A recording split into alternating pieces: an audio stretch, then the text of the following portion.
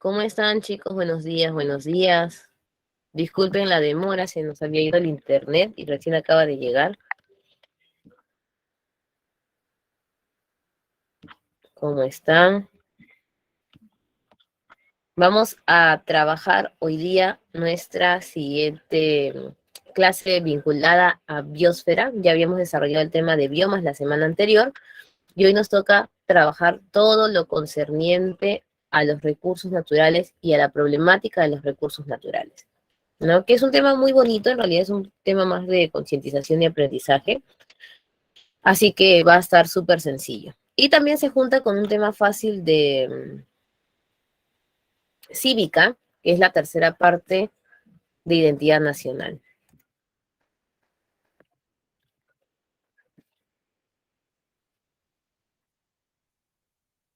Así que empezamos. Para iniciar nuestra clase de hoy, vamos a ver un videíto que une el tema de la semana anterior con el tema de esta semana, que corresponde al desarrollo sostenible.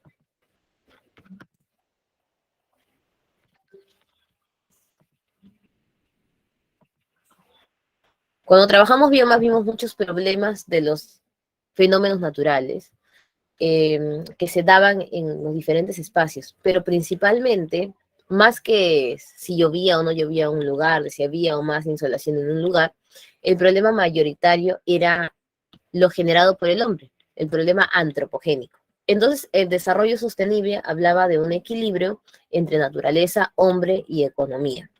Eso de allí lo vamos a ver hoy día, disgregado en la satisfacción de necesidades que son los recursos naturales. Así que iniciamos como motivación con este video.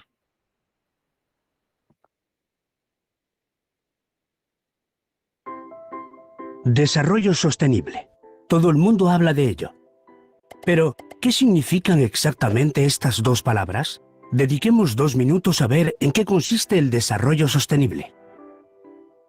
La idea surgió a finales de los 80, como respuesta a los crecientes problemas sociales y ambientales del planeta. Con la globalización, la brecha de desigualdad entre los países ricos y los pobres es cada vez más grande, y las proyecciones sobre el crecimiento de la población son alarmantes. ¿Cómo vamos a alimentar a 9.000 millones de personas en 2050? ¿Cómo podemos ofrecer a todo el mundo acceso al agua segura, atención sanitaria, educación? ¿Cómo podemos proteger la biodiversidad y adoptar medidas concretas contra el cambio climático? ¿Cómo podemos asegurarnos de que el desarrollo industrial conlleve progresos para todo el mundo? La solución propuesta era un nuevo tipo de desarrollo, o más bien una variación del modelo tradicional, a la que se le llamó simplemente desarrollo sostenible. El término se definió de forma oficial en 1987 como parte de los preparativos de la Cumbre de la Tierra de Río de Janeiro. Desarrollo sostenible es el desarrollo que satisface las necesidades actuales de las personas sin comprometer la capacidad de las futuras generaciones para satisfacer las suyas. ¿Les parece algo abstracto? Digámoslo de otro modo. Desarrollo sostenible significa que el crecimiento debe lograrse con el respeto por la naturaleza y los seres humanos. ¿Y dónde se logra la sostenibilidad? Justo aquí, donde se cruzan los objetivos económicos, la responsabilidad social y la protección ambiental. Quizás se pregunte si una compañía puede ser capaz de combinar respeto ambiental, igualdad social y éxito comercial. Pues la respuesta es sí. Y no solo eso, sino que el desarrollo sostenible genera valor. Así, modernizar las herramientas de producción para usar menos energía y menos agua es bueno para el medio ambiente y para el bolsillo. Ofrecer productos y embalajes de ecodiseño que usen solo lo necesario permite ahorrar materiales y reducir los costes de transporte. Prestar atención a los empleados, mejorar su calidad de vida en el trabajo y ayudarles a desarrollar sus habilidades son factores que refuerzan su compromiso. Y un mayor compromiso de los empleados se traduce en un mejor rendimiento general. Crear productos a los que puedan acceder las poblaciones más pobres del mundo significa abrir nuevos mercados justo aquellos cuyas poblaciones crecerán con más rapidez entre ahora y 2050. Supervisar las condiciones laborales ofrecidas por los proveedores y subcontratistas conlleva minimizar riesgos que podrían dañar la imagen de una empresa. Como puede ver, el desarrollo sostenible afecta a todo. Cada vez son más las compañías que comprenden que tienen importantes responsabilidades económicas, sociales y ambientales. Y se han comprometido a marcar la diferencia. Las que aprovechen esta oportunidad para generar valor descubrirán que su éxito es, en una palabra, sostenible.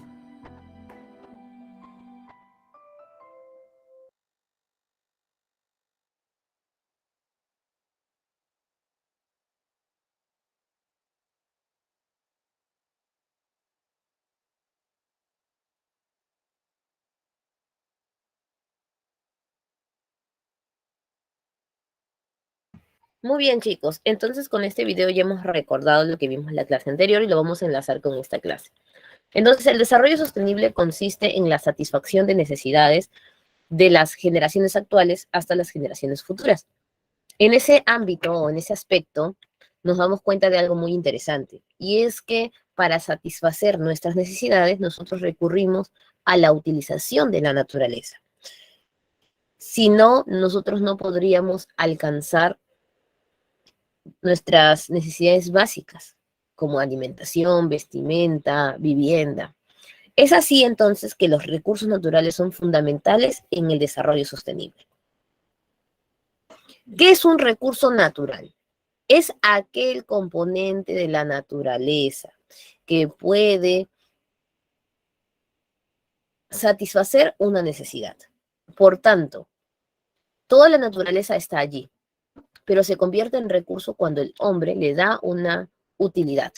En el caso del suelo, por ejemplo, el suelo es un recurso que tiene diversas características que pueden servir como satisfacción de necesidades.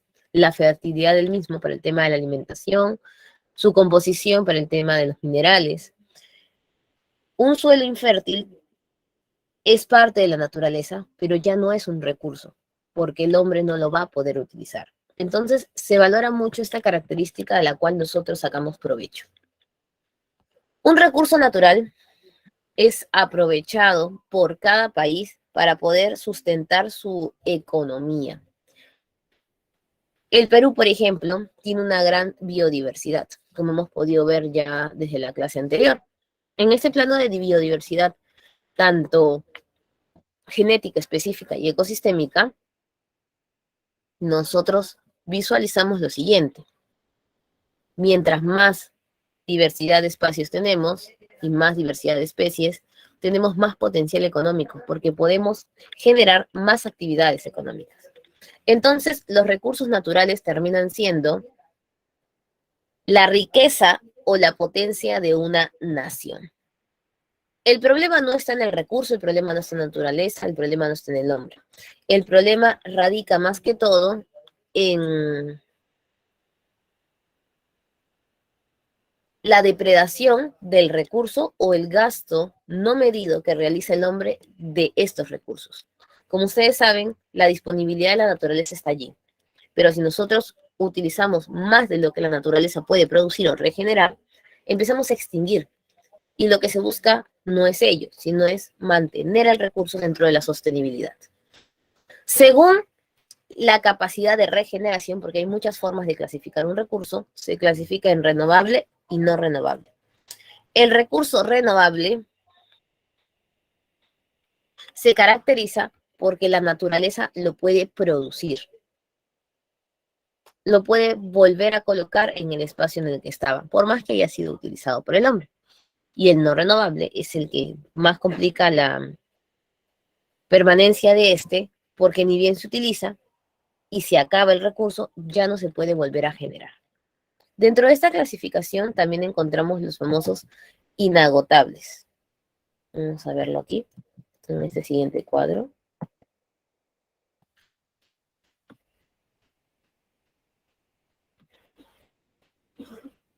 ¿Listo? Clasificación de los recursos no renovables. ¿Cuáles son recursos no renovables? Son los recursos de minería, ¿ya? Los recursos de minería. Estos recursos se clasifican en 3 grupos: metálicos, no metálicos y energéticos. Los recursos metálicos y no metálicos es la clásica división que tiene la minería, en minería metálica y no metálica. Es decir, minería que se utiliza directamente como materia preciosa o como un trabajo distinto, similar. Y segundo, la minería de construcción, ¿no? La que se edifica o la que permite la edificación de inmuebles, incluso también el tema de artesanías. Energéticos estaríamos contando los hidrocarburos.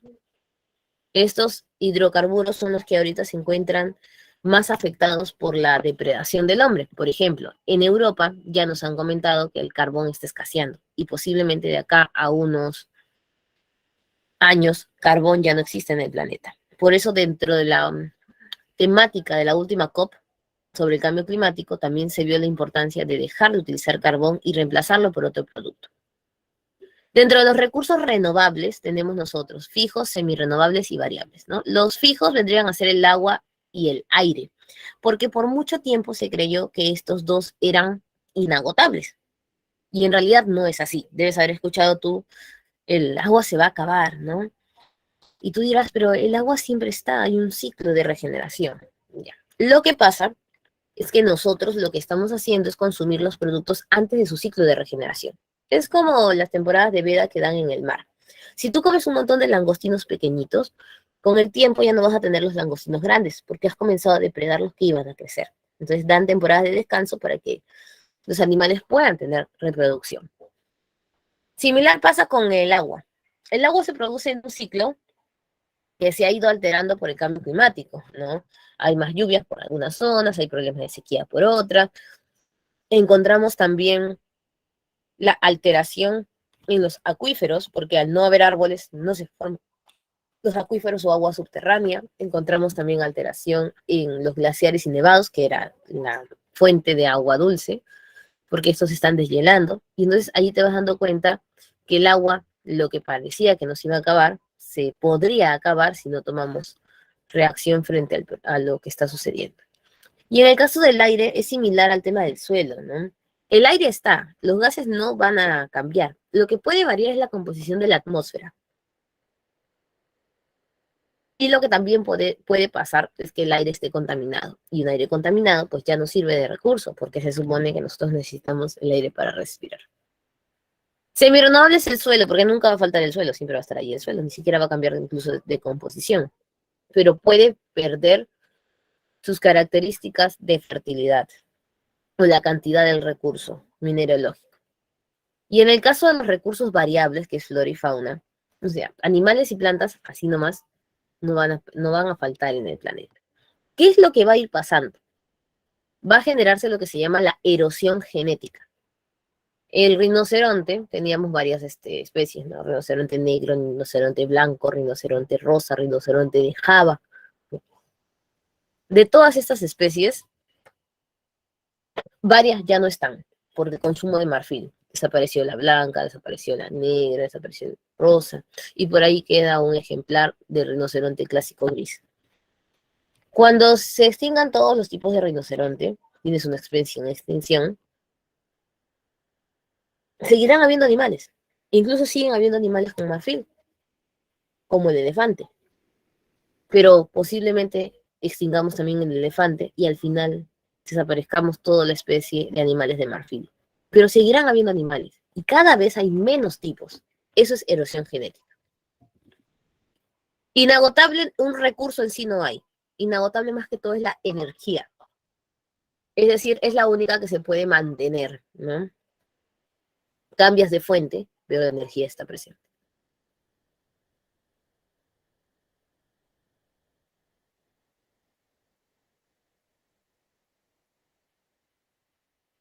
Retos que enfrentan los recursos naturales. Primero, el alto desarrollo científico-tecnológico. ¿Qué tiene que ver eso con los recursos? Cuando trabajamos los términos de desarrollo sostenible, decíamos crecimiento, desarrollo sostenido y sostenible, ¿no? Y el sostenido se lograba a través de la ciencia, que era mantener el crecimiento económico de un determinado lugar. La ciencia es productiva porque permite el desarrollo, permite hasta el cuidado de los mismos recursos. Sin embargo, hay cierto aspecto de la ciencia que también daña el recurso. Por ejemplo, una presa en un río puede ayudarnos a nosotros a evitar inundaciones, a juntar el agua, pero malogra el proceso de erosión del suelo acelerándolo. Y si vamos de repente a las prácticas ilegales donde utilizan animales para hacer las pruebas científicas, aún esto es muy nocivo. Crecimiento de la población, ¿no? Más habitantes hay, demandamos más recursos. Hay países que la sobrepoblación es tanta que comenzaron a generar políticas de natalidad, como China, que solamente podían tener un hijo y al menos ahora ya pueden tener 3. Y el ser humano, la influencia del ser humano puede ser positiva o negativa.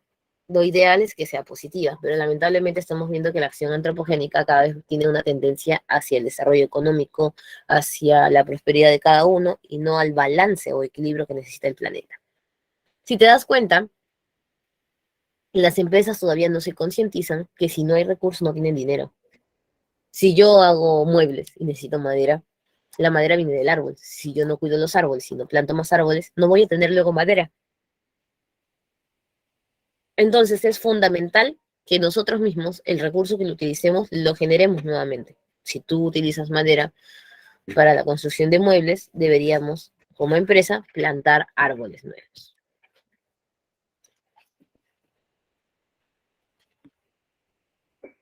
Antes de pasar al problema de la depredación, examinaremos rápidamente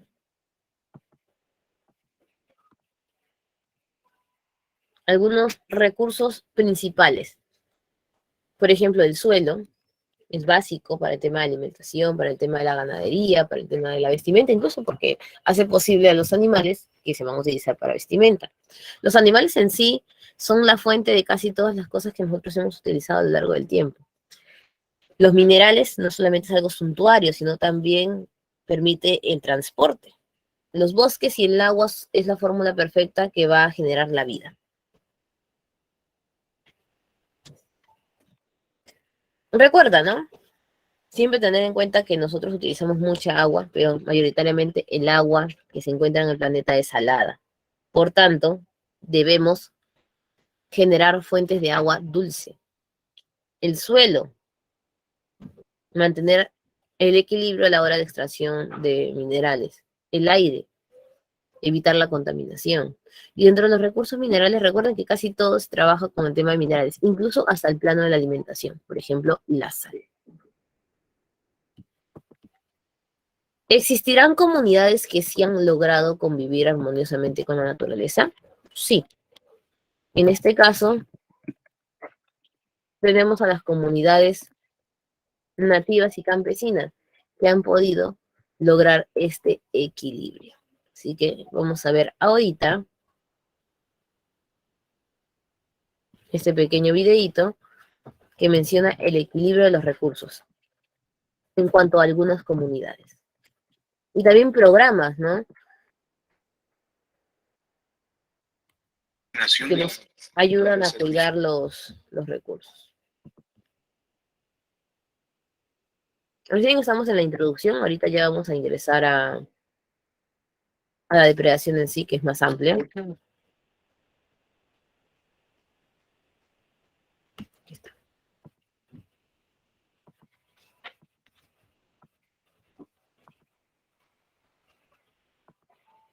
El manejo de nuestros recursos naturales es importante. Agua, tierra, suelos, alimentos, aire, minerales y metales. Nuestra civilización entera depende de ellos para sobrevivir. Además, el crecimiento de la población, que aumentará de 7.000 a 9.000 millones de personas en el año 2050, significa un aumento en la demanda que está provocando el agotamiento de estos recursos vitales, por lo que existe una gran probabilidad de escasez en los próximos años. Si las prácticas actuales continúan, la escasez y contaminación del agua, la desertificación, la contaminación del aire, la pérdida de la biodiversidad y la degradación de los suelos serán aún más severos en los años venideros.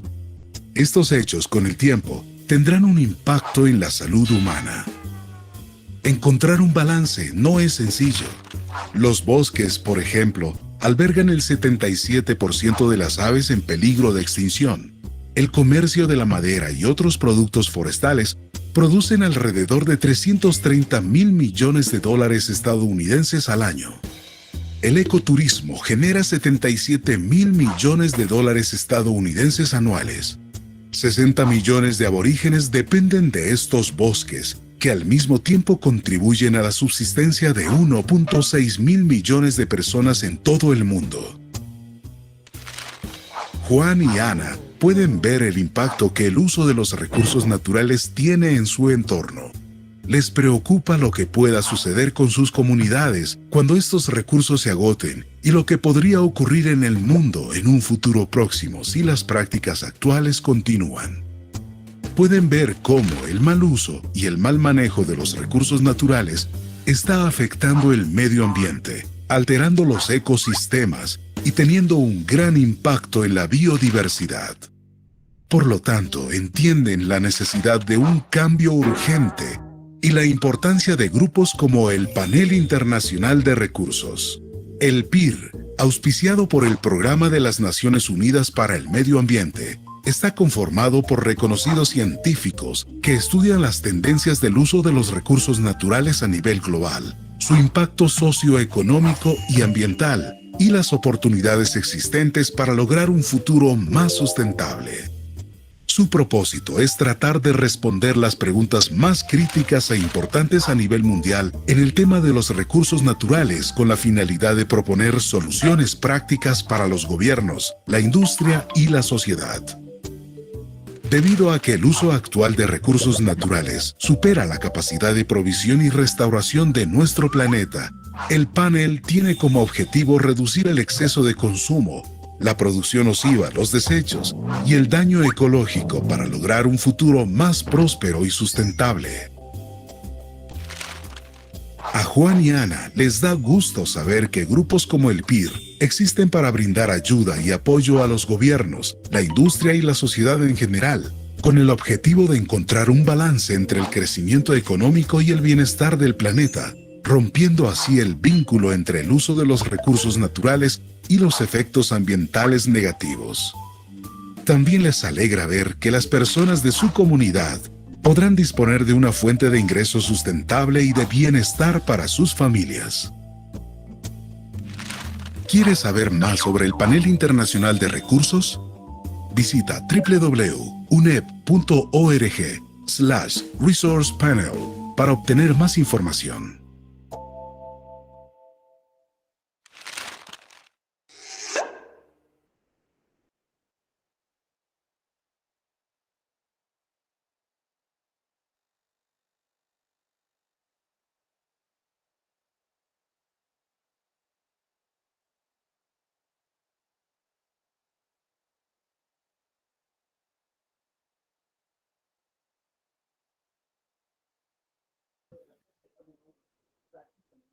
Muy bien, chicos.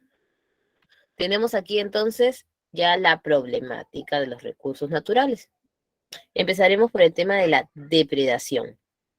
La depredación es el uso masivo del recurso. El recurso natural suele depredarse a causa de el consumismo masivo que tiene el ser humano. Si te has dado cuenta, cada vez los productos duran menos tiempo, ¿no? Un electrodoméstico se malogra al año, tú compras un celular y al día siguiente ya está desfasado si es que no es por horas. Tú ves un mueble de tu abuelito en casa y ese mueble, el ropero, pues lo han tenido años, lo han heredado incluso del bisabuelo, pero ahora todo lo que compras rápidamente se destruye. Entonces, la explotación indebida se ha hecho común. Esa depredación va asociada a diferentes problemas, por ejemplo, deforestación, contaminación. Son algunas de las formas en las que se manifiesta la depredación.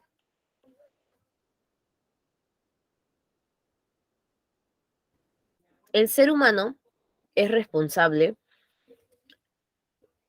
de cada acción que realiza. Pero como sociedad debemos tomar políticas de apoyo y de ayuda ante esta situación.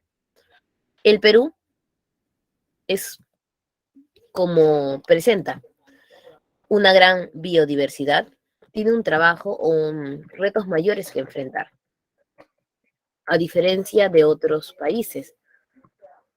Estos retos ambientales van enmarcados en generar responsabilidad social, políticas de desarrollo sostenible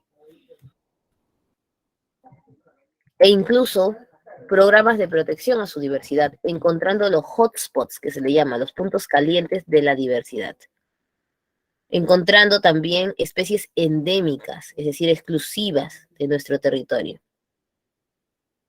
protegiéndolas y viendo las formas en que podemos mantener la especie frente a los temas de extinción. Se dice que el CERFOR es la entidad que no solamente promueve el cuidado del recurso forestal y de la fauna silvestre, sino que trata de generar esta concientización en las personas. Vamos a analizar cada problema de depredación. Empezamos con la desertificación.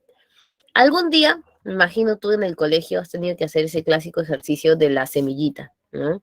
Que te dicen, pon una semillita en el algodón, ponle agüita y va a crecer la plantita. Eso lo mandan desde inicial, creo, inicial, primaria, hasta en secundaria. Existían 3 tipos de alumnos. El alumno súper preocupado, que pensaba que su plantita no tenía agua, y le echaba agua constantemente, hasta que ahogaba la plantita. El alumno que se olvidaba que el agua necesitaba, que la planta necesitaba agua, y se secaba, pues no crecía. Y uno de los pocos que eran alumnos responsables que se acordaban exacto la cantidad y la frecuencia con la que tenían que echar el agüita. En los 2 primeros casos, cuando tenía mucha agua o poca agua, la plantita no crecía. En cambio, en el último caso, sí su crecimiento se daba, dependiendo también del tipo de semilla. Eso es lo mismo que pasa en las macetas. Cuando tú tienes una maceta, si echas mucha o poca agua, la tierra va a comenzar a partirse. O de lo contrario, va a mostrarse de color blanco, como sal. Esta sal se forma de las sales que tiene la tierra, de la sal que tiene el abono, el agua misma, la misma semilla. Eso pasa en macro, es decir, en todo el territorio. Y usualmente es por la misma causa, por mucha o poca agua, es decir, por las malas prácticas agrícolas. Esto genera que el suelo ya no sirva, es decir, que sea infértil. O sea, no puedes sembrar en un suelo salinizado, esa es salinización. La salinización usualmente está cerca a los lugares de la costa, es decir, cerca al mar.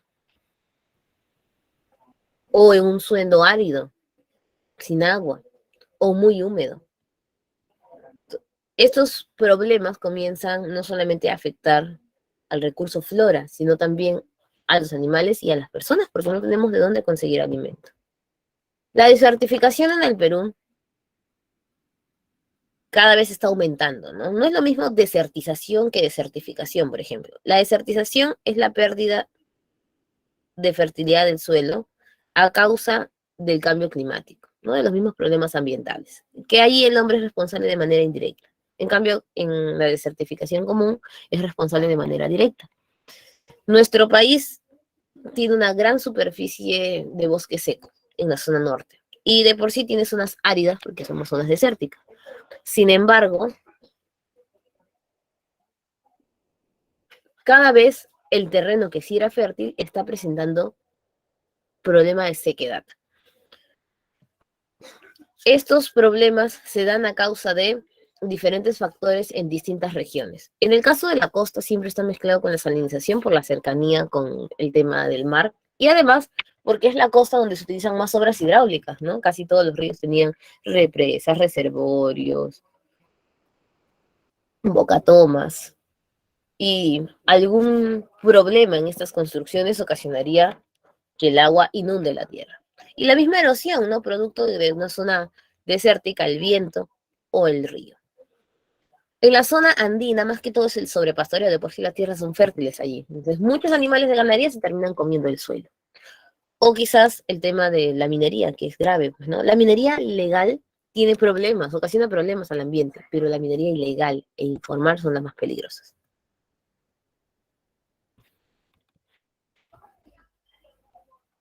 Y en la selva encontramos nosotros dos realidades, lo que es selva alta y selva baja.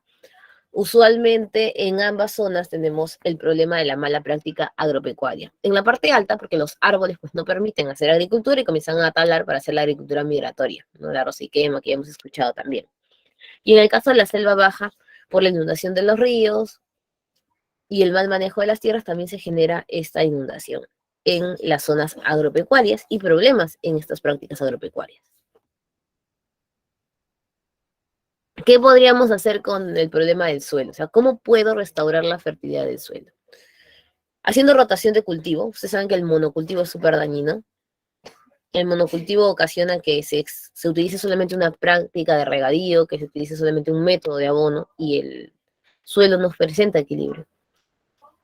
Necesitamos también educar a los ganaderos y agricultores. Recuerda que la mayoría de la zona andina, especialmente, y la zona de la selva, no son personas que hayan estudiado para ser agricultores, sino se dedican a esta actividad porque tienen tierras, porque están en el ámbito rural o porque lo han heredado de su familia. Mientras que en la zona urbana sí encuentras pues ingenieros agrónomos, botánicos, veterinarios con el tema de los animales de ganadería. Entonces necesitamos extender esta preparación en cuanto al trabajo de la tierra. Y buscar motivos alternos, ¿no? Siempre a veces damos y le damos el mismo producto, al mismo sistema. Por ejemplo, los andenes vienen de nuestros antepasados. Sin embargo, son una tecnología adecuada para la agricultura, sostenible e incluso que genera mayor fertilidad.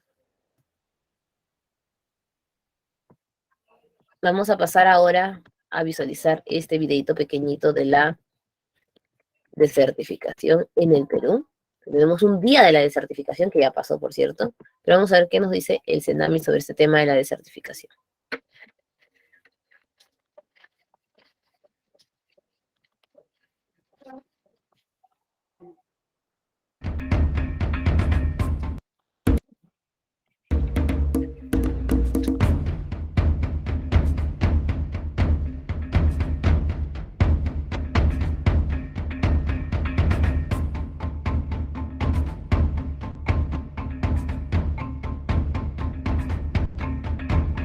Este 17 de junio conmemoramos el Día Mundial de la Lucha contra la Desertificación y la Sequía. La actividad humana y las variaciones climáticas son las principales causas de la degradación de la tierra. ¿Sabías que más de 2.000 millones de hectáreas de tierras productivas han sido degradadas? En Puno, los productores agropecuarios se vienen capacitando para mejorar y optimizar el manejo de sus tierras y recurso hídrico para la producción de alimentos, forraje y fibras. Les mostraba que este es mi cobertizo, que lo he hecho con mi esfuerzo propio y dentro de los cuales hemos formado en forma de V para la cosecha de agua, de los cuales viene, como pueden observar, mediante una canaleta hacia el tanque. Este es el tanque de 5.500 litros que yo lo junto durante la temporada de lluvia. ¿Para qué? Como hace rato decía en el mapa parlante, para poder regar, ¿no?, mi biohuerto, las hortalizas y las hierbas que tengo yo.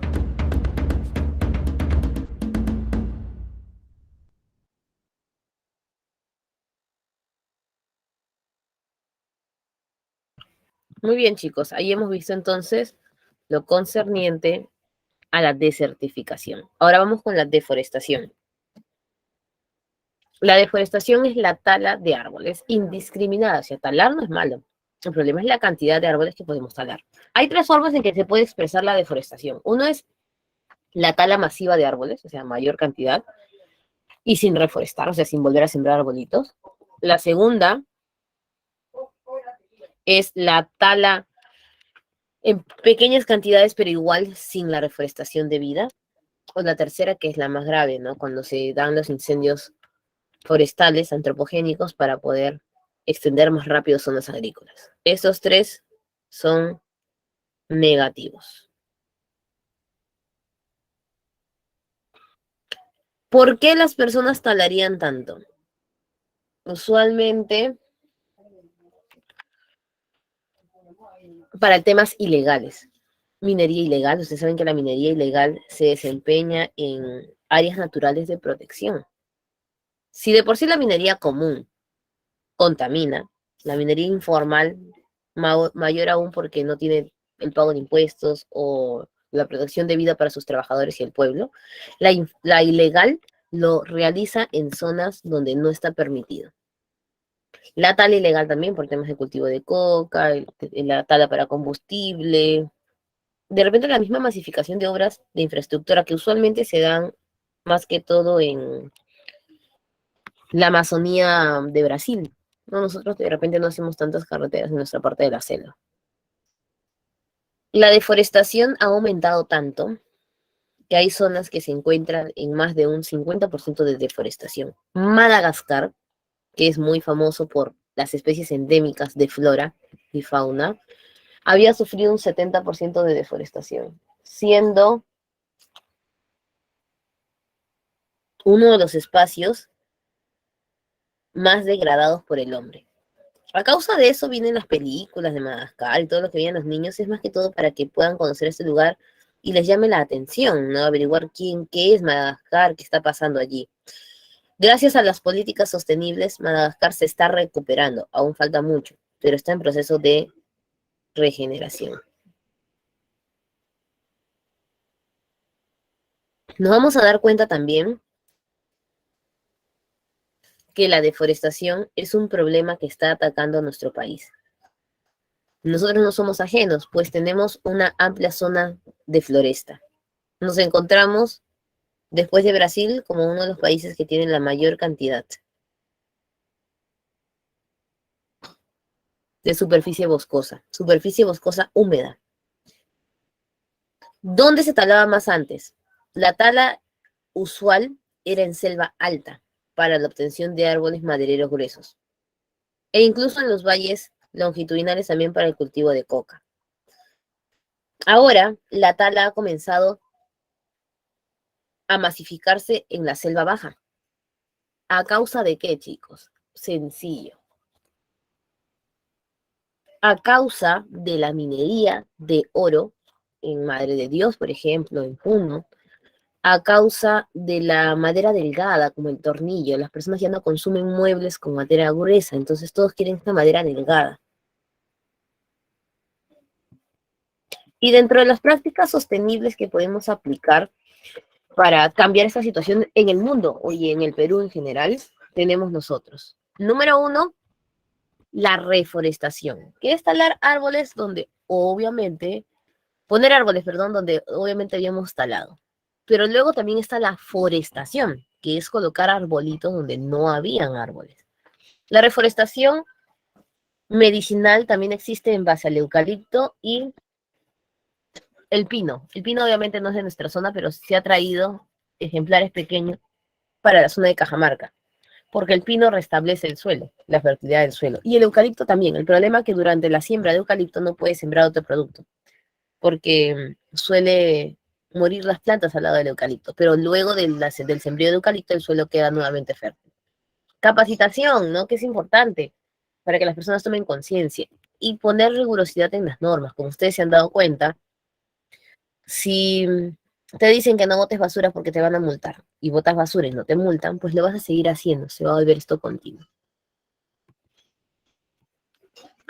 El MAP es un proyecto de monitoreo donde se puede divisar el problema de la deforestación a gran escala y, lo más importante, microescala, es decir, esas zonas que no eran percibidas comúnmente en los estudios de cuidado ambiental, ahora sí se pueden encontrar por esta medida o supervisión satelital que se realiza a nuestra Amazonía. Vamos a ver ahora cómo ha avanzado el problema de la deforestación en el Perú en los últimos años. Ese es un informe de 2020, 2020-2021, donde nos señala el MAP, qué es lo que ha pasado con nuestra selva. Eso ya más que todo más vivencial, ¿no? Porque ya las causas las hemos explicado, pero aquí vamos a visualizar cuánto ha deforestado cada uno en fotos. Con una extensión de 68 millones de hectáreas, el Perú posee el cuarto bosque más grande del mundo. Este alberga una amplia biodiversidad, pero también una serie de problemas que atentan contra este ecosistema. Según datos del Ministerio de Ambiente, desde inicios del siglo, el Perú pierde aproximadamente 126.000 hectáreas de bosque en promedio por año, es decir, la mitad del área de Lima metropolitana, a causa de la tala ilegal, la minería ilegal y la agricultura migratoria. Por ello, es importante que se usen herramientas que permitan prevenir el daño que hacen estas actividades y así mitigar el impacto medioambiental. En un reporte del 27 de agosto de este año, The Monitoring of Indian Amazon Project, iniciativa que se encarga de monitorear en tiempo real la deforestación de la Amazonía andina, enfatiza el impacto de algunos casos de estas actividades en lo que va del 2020. La actividad agrícola y la minería son las principales causas de deforestación. En el informe evidencian algunos casos que llaman la atención por el gran impacto que genera. Durante el periodo de enero a agosto, señalan que la principal fuente de deforestación ha sido la agricultura a menor escala. Esta se practica en múltiples localidades de las regiones de la selva peruana y acumulativamente los casos mostrados representan 417 hectáreas deforestadas. La siguiente imagen muestra un ejemplo de la deforestación en una de las zonas con mayor concentración de pérdida de bosque, ubicada en la región Ucayali. También se muestra el área que ocupa un grupo religioso llamado los Menonitas. En lo que va del año, han deforestado 332 hectáreas, practicando agricultura a gran escala. A esto se le suma las 1.700 hectáreas que entre el 2017 y el 2019 han arrasado. En cuanto a la minería ilegal, en el margen del río Pariamanú, en la región de Madre de Dios, se han deforestado 21 hectáreas de bosques. En otro punto, a lo largo del río Chaspa en Puno, también se muestra un gran impacto. Se ha deforestado 46 hectáreas en esta zona. Estos datos fueron obtenidos gracias a la técnica que viene utilizando y perfeccionando MAP. Su método se basa en el uso de sistemas satelitales para poder monitorear la Amazonía casi en tiempo real.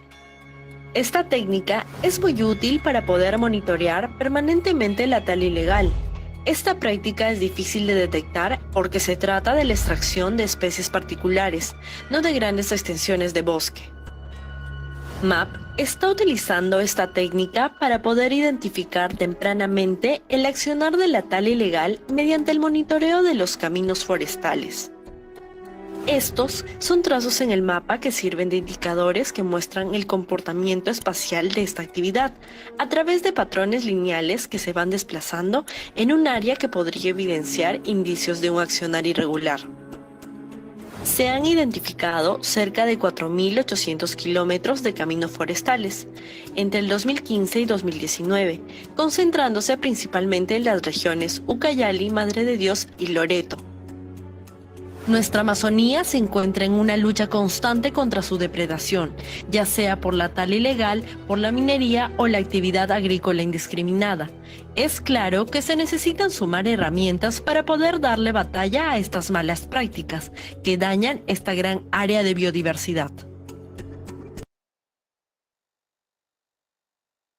Muy bien, chicos, continuamos. Estamos allí divisando la gran problemática. ¿Habías escuchado tú de los menonitas?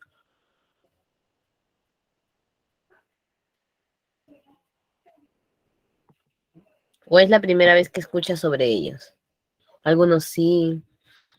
Yo estaba investigando un poco más, o sea, yo había escuchado de ellos, pero en base también, correcto, Jamie, en base a reportajes y también lo que estaba viendo, pues, para el tema del dictado de deforestación, ¿no? Ya de hace algunos años, me puse a investigar sobre ellos, más que todo por la cantidad de áreas que estaban deforestando. Y cuando uno busca en internet, pones tú, ¿no? Menonitas deforestación, hay una gran cantidad de denuncias y problemas abocados a las tierras que están, dañando, los recursos que se están dañando, son espacios cada vez más grandes, que se van sumando también pobladores de aquí, se disfraza con ese tema del narcoterrorismo también, pues lo que permiten estos cultivos de coca, ¿no? Así que esperemos se vaya a solucionar esta problemática, porque es así como nos preocupaba lo de los glaciares, ahora imagínate cómo vamos con la Amazonía. Vamos ahora a los problemas de contaminación. Es otra historia. La contaminación del agua. La contaminación del agua cada vez aumenta más. Creo que todos nos hemos preocupado con el derrame de petróleo en Ventanilla. Tú donaste tu cabellito, has ido a ver, hacer limpieza allí. Cuéntame, ¿cuál fue tu acción cuando pasó lo del petróleo, del derrame de petróleo? ¿Compartiste en tus redes sociales la problemática? ¿Concientizaste? ¿O de repente simplemente lo escuchaste, pero quedó como algo pasivo, ¿no?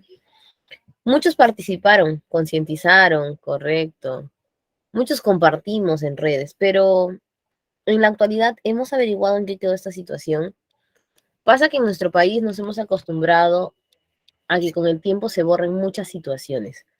E incluso nos llama la atención que siempre se dan estos derrames en la selva y no generan tanto movimiento masivo, ¿no? De la población. O sea, hay cuantas cosas que solucionar en cuanto a esta contaminación. La contaminación tiene tres aristas. La arena, sí, sí, eso es lo que estaba viendo Facundo. La vez pasada pasaron un reportaje que incluso la coloración del agua de esta zona no ha vuelto a ser la misma, ¿no? Y que algunos animalitos todavía siguen muriendo. E incluso sigue circulando la empresa, ¿no? Porque la empresa no solamente tenía trabajos en esta zona, sino que a nivel del Perú tiene varias obras. Las personas se olvidan. Mira, punto número 1 es el problema de la contaminación. El punto número 2 es el problema del cuidado de los desagües también, que se relaciona con ese tema del agua. Y el punto número 3 es el cuidado del agua. De por sí ya el agua está contaminada, ¿y qué hacemos para cuidar? ¿No? Vamos a empezar por este último punto. ¿Cuántas cosas pues malgastan el agua en nuestro hogar? La lavadora. ¿Tú reutilizas el agua de la lavadora? A veces nosotros lo hacemos como que, nos acordamos, no, sí, hay que utilizarlo, pero cuando uno está súper apurado, pone a lavar y se pone a hacer otra cosa y se pierde las aguas grises. El agua del inodoro. ¿Cuántas veces jalamos la palanca en el día? Yo trato de evitar que mi hijita esté jala y jala la palanca, ¿no? Porque los niñitos tienen un gusto a jalar. Jala antes y después. No, es que estaba sucia, mamá, dice. Y por más que le decimos, a veces todavía le cuesta. Entiende el problema del planeta, pero no entiende el que no debe jalar. Los caños malogrados. Justo pasó en mi casa algo similar, donde cuelgan lo de la lavadora, como siempre jala por la fuerza, estaba goteando, pues, ¿no? Y hasta que vino el señor a poderlo arreglar, por temas también en que mi mamá estaba trabajando y comencé a ver eso. O sea, el primer día era una gotita muy delgadita, luego eran dos, y luego ya era mayor, y eran baldecitos y baldecitos que lo reutilizábamos, ¿no? Ya no jalábamos la palanca, por ejemplo, utilizamos el baldecito hasta que pudo venir el señor a ver ese tema. Pero te das cuenta cuántas personas viven con tiempo de caños malogrados.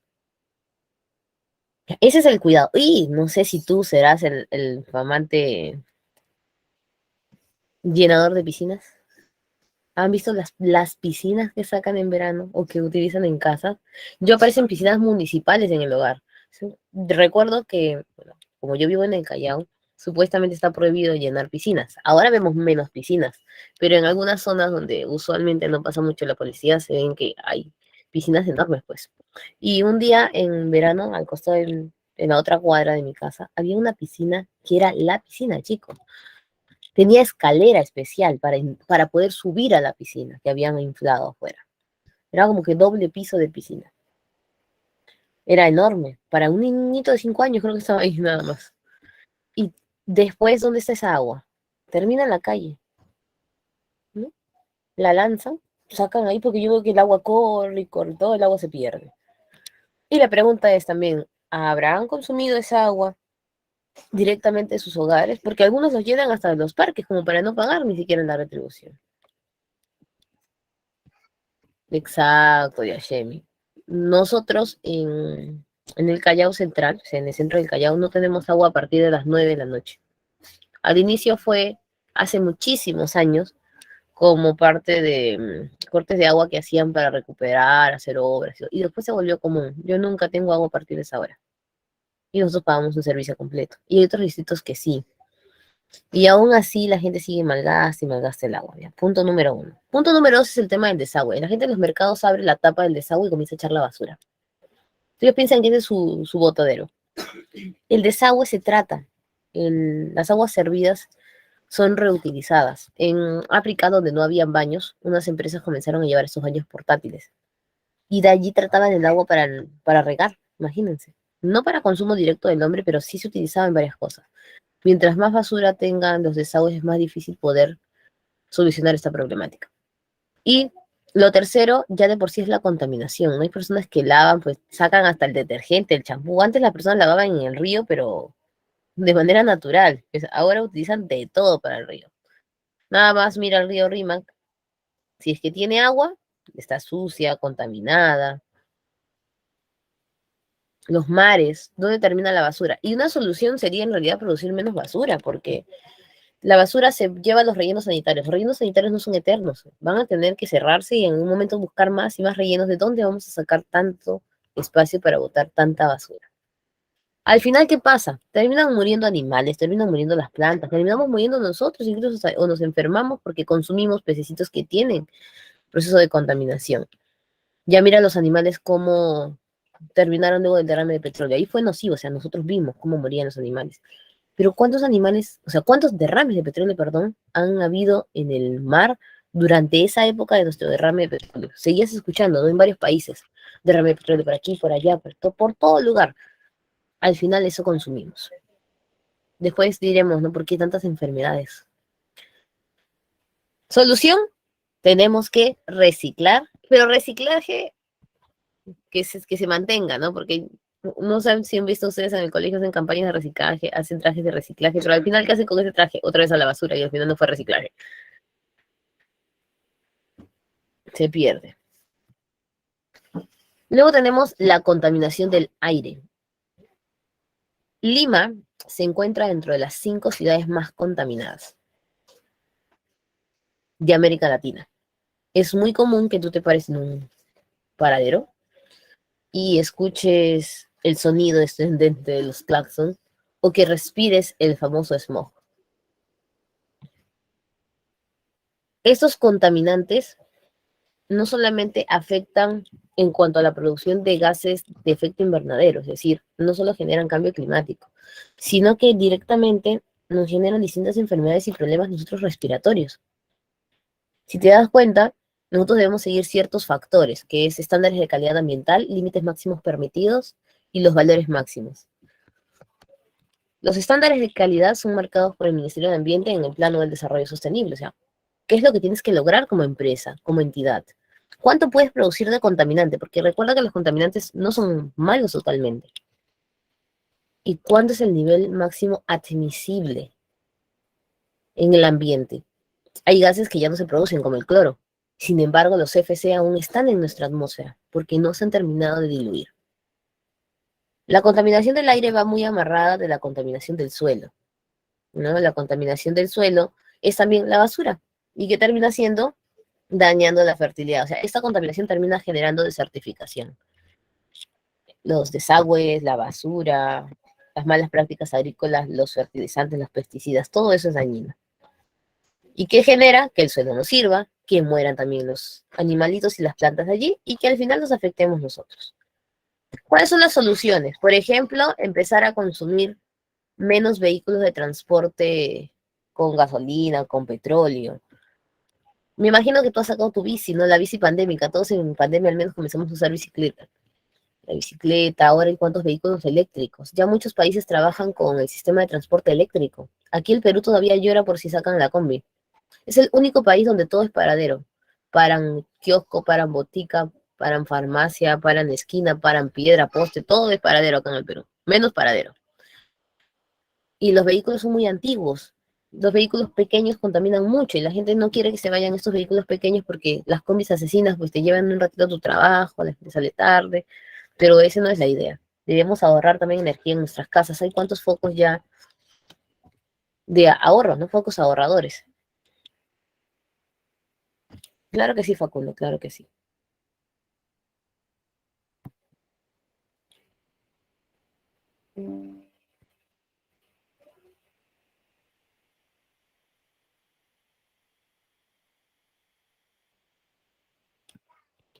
¿Y qué más encontramos nosotros? También el tema de empezar a trabajar con lo sostenible, con el ahorro de fertilizantes, más que todo con los abonos orgánicos. La diferencia en las tres contaminaciones, de los ECAs. Ya, el ECA es un término que se utiliza para decir lo que tú quieres lograr, por ejemplo. Para que el clima del Lima sea sostenible, tiene que producir un porcentaje de 20% de oxígeno, supongamos, 0.5 de dióxido de carbono, 0.1 de metano, y ahí comienzan a dar los estándares. Esos son los estándares de calidad ambiental. Los límites máximos permitidos es cuánto puede producir tu empresa. Tu empresa no puede producir más de 0.3% de gases contaminantes. Es el límite máximo que puedes producir. Y el valor es lo que permite la atmósfera para que esto se pueda eliminar mucho más rápido.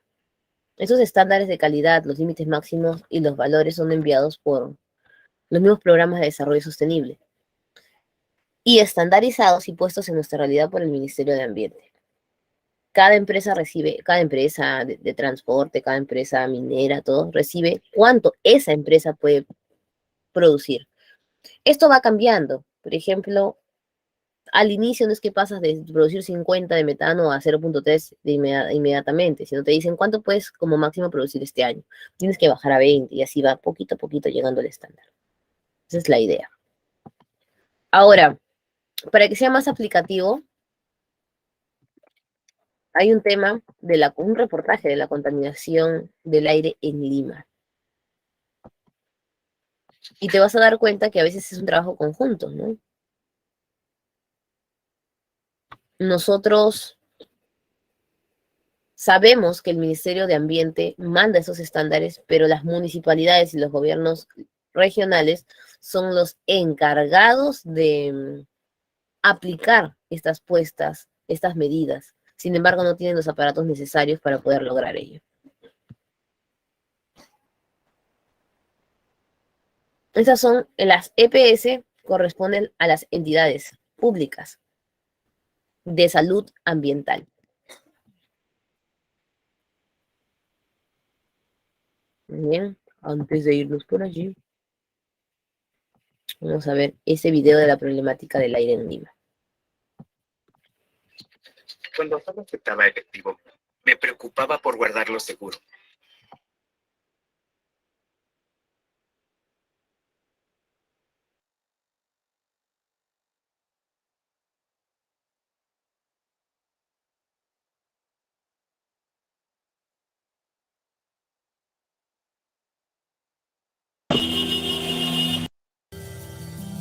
En Lima, una cuestión tan básica como respirar es un peligro. Más de 14.000 personas murieron en el 2016 en la capital por ataques al corazón, por derrames cerebrales y cáncer al pulmón. Males que están asociados con la contaminación del aire. La contaminación que hay acá, más que nada por los carros. Carros viejos ya no debe haber. Monóxido, no tenemos un aire puro, mucha contaminación en todos los carros. ¿De dónde emanan tantas partículas tóxicas? ¿De las emisiones de las fábricas? ¿De las 23.000 pollerías que al día queman 9 toneladas de carbón? Y sobre todo, de los 2 millones de vehículos que circulan en toda la ciudad. Conducir un vehículo que contamina está sancionado en varias ciudades de Latinoamérica y también en el Perú. El Reglamento Nacional de Tránsito contempla una multa de 504 soles y la retención del vehículo. La sanción existe, pero casi ni se aplica. Solo 11 choferes fueron multados por contaminar el aire en los últimos 5 años, según un informe enviado por el Ministerio de Transportes a la Municipalidad de Lima. Es nada si se compara con los 722 vehículos contaminantes que fueron inmovilizados este año en Bogotá, o los 781 choferes que la Secretaría Ambiental de Ciudad de México multó en solo 2 semanas. Nosotros a la vista no podemos saber cuál es la cantidad permisible que debe tener un vehículo para poder decir si está contaminado o no. En el caso de emisión de gases, tendríamos que tener un aparato que no lo tenemos. Lo que ha debido hacer durante todos estos años en Lima es trabajar en conjunto con la Policía Nacional de Tránsito y poder hacer los operativos en conjunto. ¿Cómo intervenir al vehículo? Claro, la parte técnica tendría que hacerlo la municipalidad, claro. Ir a hacer las mediciones, tener el equipo calibrado, todo el tema. Y la policía, con ese informe que nosotros reportemos, ahí mismo con el ticket que sale, del valor, porque ahí mismo te sale, generar la multa y bueno, nosotros mandamos un informe complementario con todo el detalle. La Municipalidad de Lima midió este año los gases tóxicos de 327 vehículos en 10 distritos de la capital. 8 de cada 10 unidades estaban por encima de las emisiones permitidas. Lo más grave es que la mayoría tenían su revisión técnica vigente. Y el diagnóstico en estas mediciones, lo que te comentaba, ¿no? Nos arrojó que el 80% de los vehículos superan los límites máximos permitidos para emisiones vehiculares y a su vez de esta muestra el 80% tiene su certificado, los técnicos de la revisión técnica vehicular vigente, o sea, ok. Entonces, y la conclusión a la que llegamos es que algo en el eslabón está fallando. Solo 13 municipalidades dentro de las 43 que tiene Lima tienen equipos para hacer este tipo de operativos. La Policía de Tránsito tampoco tiene equipos. No tienen equipos, exacto. Entonces tenemos claramente un vacío de equipos, pero también tenemos que fortalecer competencias, ¿no? Claramente hay mucho trabajo por hacer aún. La calidad del aire de Lima mejoró en los últimos 12 años, según el Ministerio del Ambiente. Sin embargo, la concentración de partículas tóxicas en el aire que respiramos es aún alta. Está por encima de los estándares nacionales e internacionales. Pero el problema que tenemos acá en el Perú es respecto a la antigüedad del parque automotor. Si bien es cierto, la edad promedio del parque automotor de manera general es 14 años, sabemos que hay vehículos que tienen 20, 30, 40, 50 años e inclusive más de 70 años en algunos casos, sobre todo en la flota de vehículos pesados. Esos sin duda son vehículos que aportan la mayor cantidad de partículas, sobre todo en las zonas urbanas, ¿no? Y si no impulsamos una política de renovación vehicular, claramente nuestros esfuerzos se van a ver limitados. Mientras se echa a andar un verdadero sistema de sanción y control, y los viejos vehículos son reemplazados por otros con tecnologías más limpias, respirar en Lima seguirá siendo un riesgo.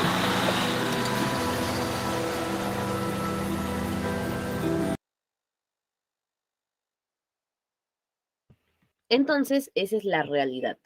Y eso es lo que respiramos continuamente. Y para ir cerrando esta parte de este tema súper interesante, la clase anterior trabajamos nosotros lo que era la biodiversidad, ¿no? Hemos visto a lo largo de los diferentes biomas cómo se degrada el espacio a causa del hombre. Zonas que se lo vivían áridas, zonas donde se cazaban los animales, zonas donde la basura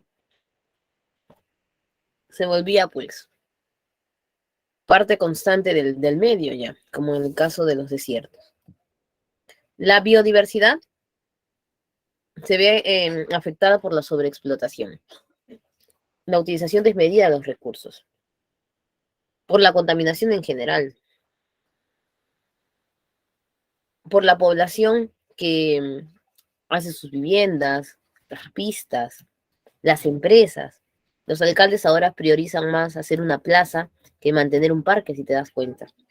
Los parques cada vez son convertidos en zonas de juego, en anfiteatros, que por el lado positivo tú ves, están haciendo una obra, claro, pero cada vez tenemos menos áreas verdes.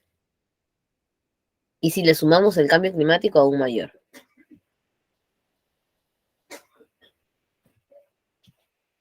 ¿Qué podemos hacer para evitar que se siga degradando el medio? Sencillo. Debemos empezar la tarea del reciclaje, pero el real, ¿no? En que tú en tu casa comiences a separar tus productos, que los lleves a las plantas de reciclaje, que las empresas comiencen a utilizar estos productos para hacer sus bienes y para mantener sus servicios. También tratar de trabajar con lo sostenible. De repente, en vez de comprar tanta calefacción, aire acondicionado, empezar por temas de paneles solares, empezar a sembrar plantas en nuestra casa, tener macetitas, concientizar. Y hay dos puntos que son básicos, que es el punto número 1 y el punto número 2. Exigir a los gobiernos el cumplimiento de las normas. Creo que muchos mencionaban durante el tema de Repsol que el Estado no estaba realizando la verdadera sanción, ¿no? Si ese derrame de petróleo se hubiese dado en otra parte del mundo, en otro país, pues esa empresa no solo no estaría allí, sino estaría pagando multas de millones y millones de dólares. Y en cambio aquí, tú veías en las fotos, en las noticias, que cómo se ha recogido el petróleo. Con botecitos, las mismas personas, con las redes, no había indumentaria especial. Y el punto número 1 también es básico. Dejemos de consumir especies exóticas. O sea, es muy bonito, ¿no? El lorito, el monito, pero no deberían estar en nuestros hogares.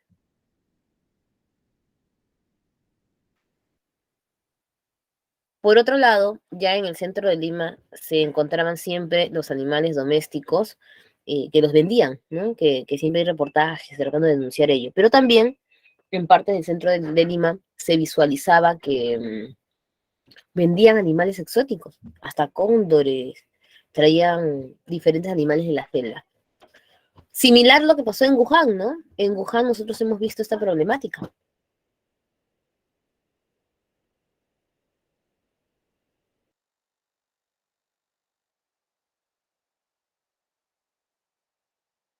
Ahora, en cuanto a lo de Wuhan, hay que hacer la siguiente pregunta, ¿no?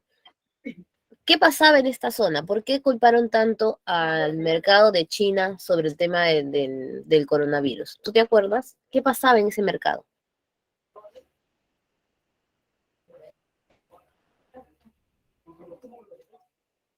¿Qué conoces de la cultura de esta zona? Comían en contacto con animales, consumen animales exóticos. ¿Qué te parece a ti eso? ¿Qué opinas sobre ello?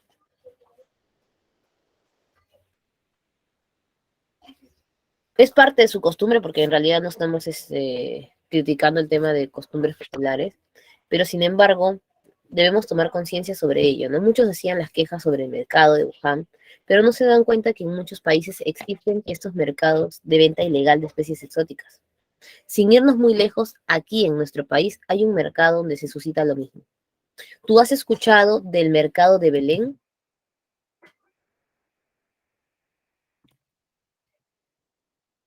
¿No? ¿No han escuchado? El mercado de Belén está en Iquitos. A simple vista es un mercado común, pero siempre ves ingresar efectivos de la policía revisando el espacio. Yo te voy a mostrar algo chiquitito nada más sobre este mercado, que es muy similar de lo que pasa en la zona de Wuhan. Es la venta ilegal de especies exóticas.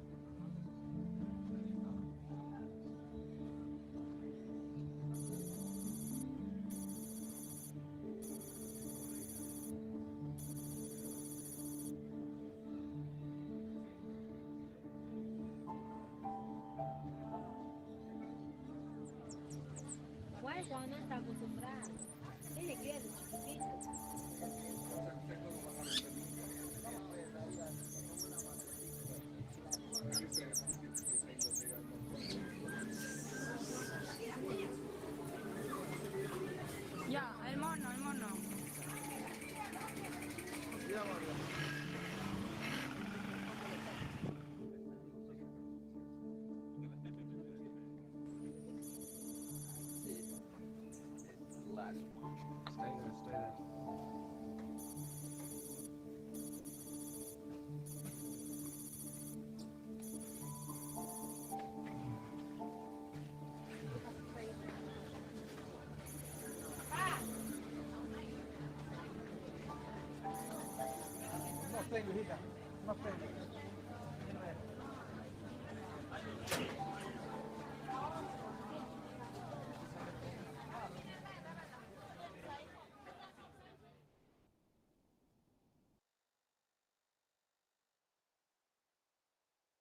Y esa es la realidad del mercado de Belén. ¿Se dieron cuenta?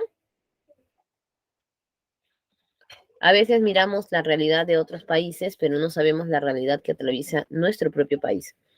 Entonces, todo eso debería ser eliminado de las prácticas comunes de la población. Pero es todo un trabajo también, no solamente de concientización, sino de vigilancia, de fiscalización y hasta económico, porque las poblaciones suelen consumir estos productos debido a que no tienen alimentos, no tienen el dinero necesario. Y ese es nuestro tema de hoy, basado más que todo en el famoso desarrollo sostenible, ¿no? Una ampliación de lo que habíamos podido ver la clase anterior. En la llanura de la región Ucayali, por medio de imágenes satelitales, se ha detectado el avance de la deforestación de terrenos, no mayores a 5 hectáreas. Estos se encuentran dispersos en las inmediaciones de poblaciones aisladas, los mismos que fueron deforestados practicando la técnica de roza y quema. Estos campos fueron utilizados solo por 1 o 2 años. Este hallazgo pone en evidencia la deforestación causada principalmente por la minería ilegal, la tala ilegal, el narcotráfico, la agricultura migratoria. En general, entonces, nosotros, quizás por la definición, esto de Ucayali te puede sonar aquí muchos problemas, todos los mencionados allí se relacionan con, pero ¿dónde está la palabra clave? En la técnica de roza y quema, porque esa técnica de roza y quema, ¿para qué actividad económica se utiliza, chicos? Para minería, para tala, narcotráfico o agricultura. ¿Dónde utilizamos la roza y quema? Muy bien, excelente, Roberto.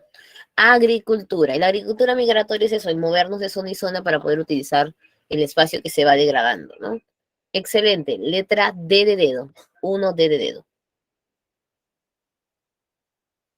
Siguiente.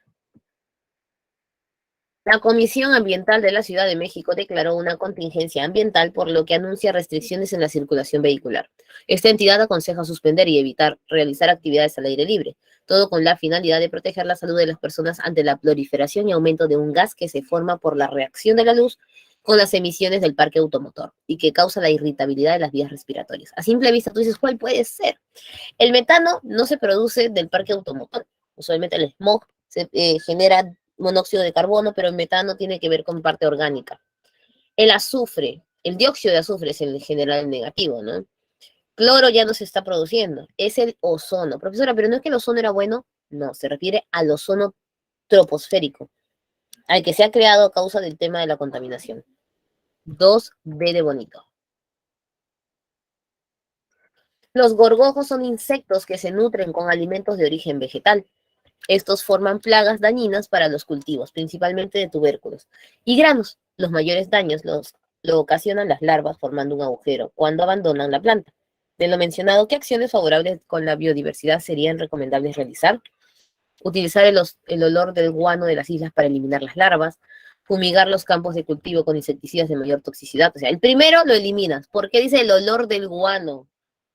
Entonces, ¿cómo con el olor se van a ir las larvas? Pues no, no tendría sentido, ¿no?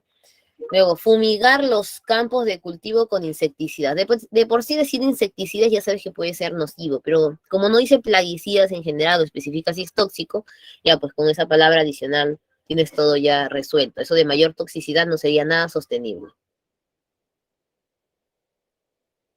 Fumigar, ya está. Sembrar especies de plantas resistentes a estas plagas, si está bien, y aplicar la técnica de rotación de cultivos, por supuesto. El monocultivo es el negativo. Excelente, Jimenita. 13 de casita. 33%. 3, 3, 3, 3. Relacionamos desertificación, deforestación, contaminación del suelo, pérdida de la biodiversidad.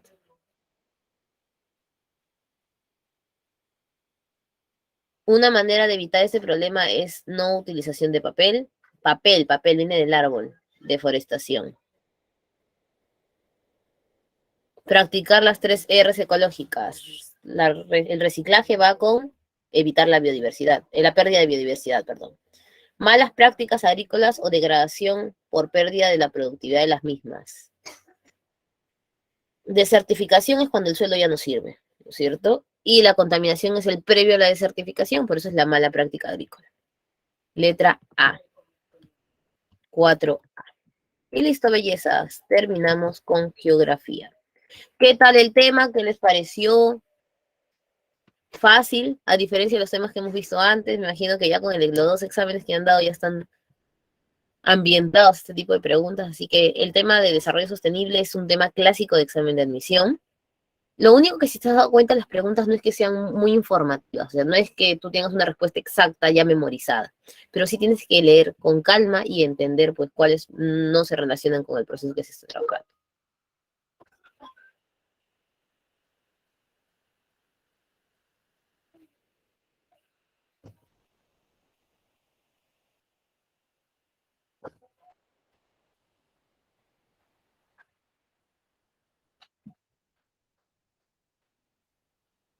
Seguimos, vamos con cívica.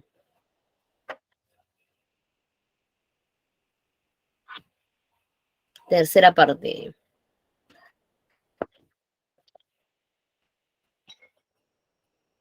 Aspectos que fundamentan nuestra peruanidad. Vamos a cerrar aquí lo que no vamos a usar. Listo. Pregunta. Una pregunta así que tú vas a creer que está fuera de contexto, pero en realidad está muy relacionada.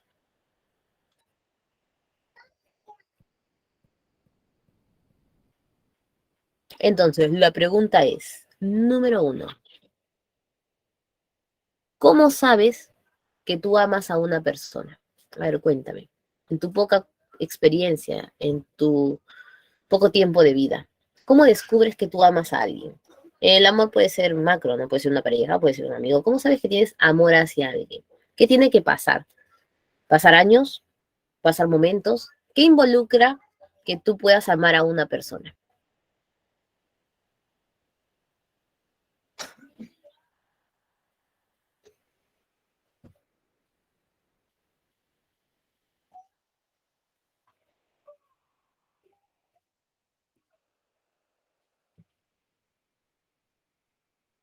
El vínculo, los momentos, la empatía, muy bien. ¿Tú podrías amar a alguien que recién conoces?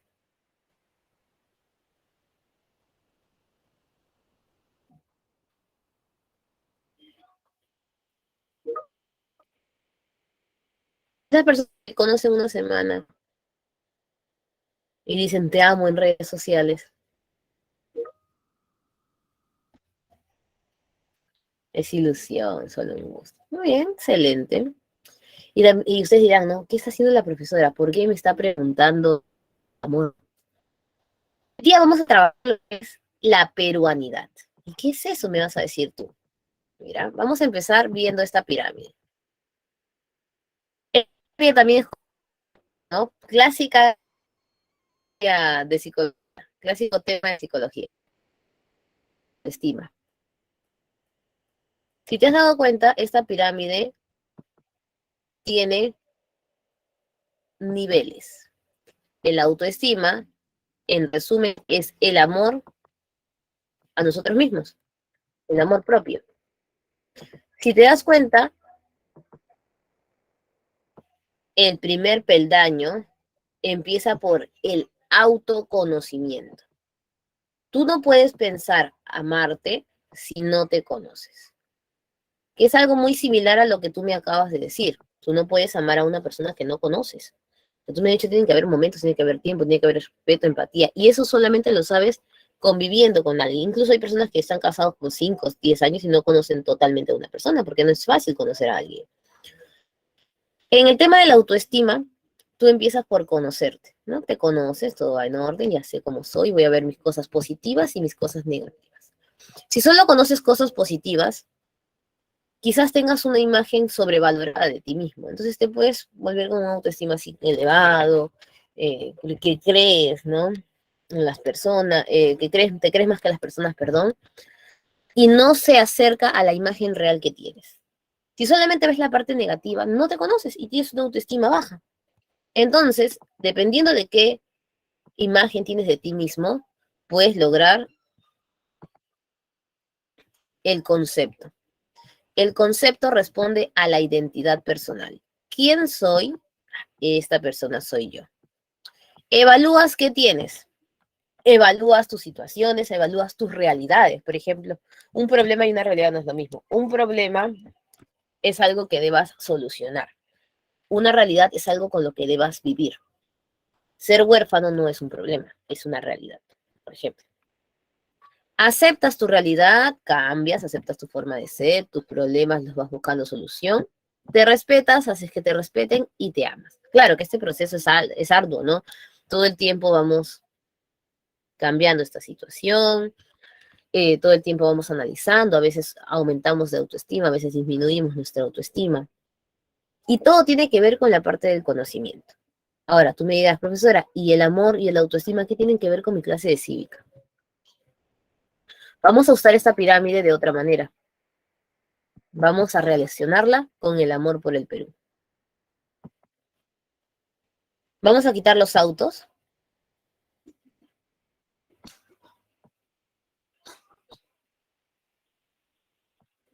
¿Listo? Quitamos los autos. Eliminamos autoestima. Y en lugar de esto vamos a colocar peruanidad. ¿Y qué es la peruanidad? El amor por el Perú.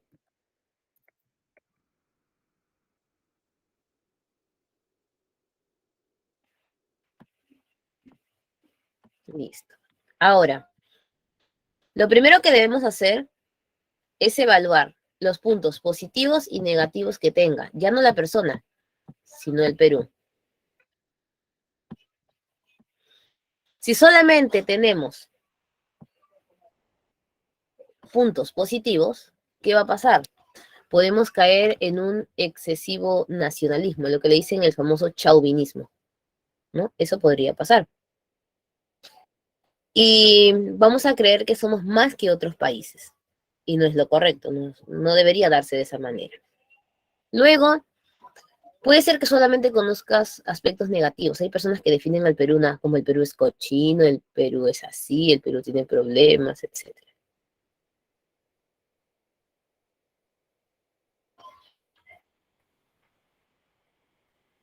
Luego, puede ser también que tengamos una imagen muy corta de lo que es el Perú. No sé si has escuchado tú, pero cuando viene un famoso, le preguntan 3 cosas. De repente a ti también se te ha ocurrido. ¿Has visto Machu Picchu o conoces Machu Picchu? ¿Has probado ceviche y has probado pisco sour? Y esas son las 3 preguntas clásicas que le hacen a cualquier personaje famoso o conocido. Entonces, en base a ello, nosotros vemos que las personas tenemos una imagen sesgada del Perú. Si nosotros no conocemos bien al Perú, estaríamos cayendo en un error de esta pirámide. Entonces, si no hay conocimiento, no vas a llegar al amor por el Perú, porque es la base para todo.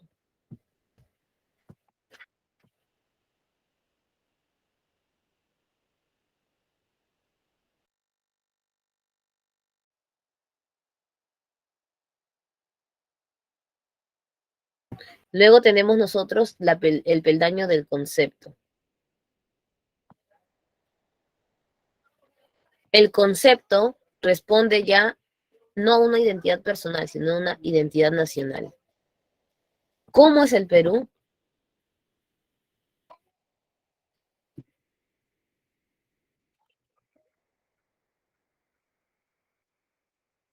A eso haría referencia más que todo.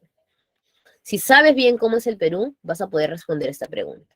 Luego evalúas, en este caso tú eres parte del Perú, porque el Perú es algo más abstracto, ¿no? Entonces nosotros vamos a evaluar qué es lo que debemos mejorar en nuestro territorio, debemos aceptar nuestra realidad y respetar nuestro país. Nosotros respetamos nuestro país, los demás lo van a respetar. Eso es lo que conlleva la peruanidad. ¿Y qué es el patriotismo, chicos?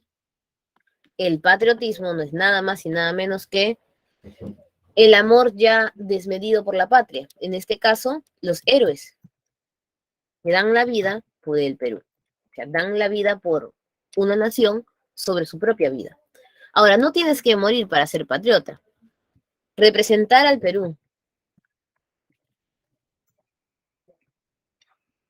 en un concurso, en tu profesión, es también mostrar patriotismo.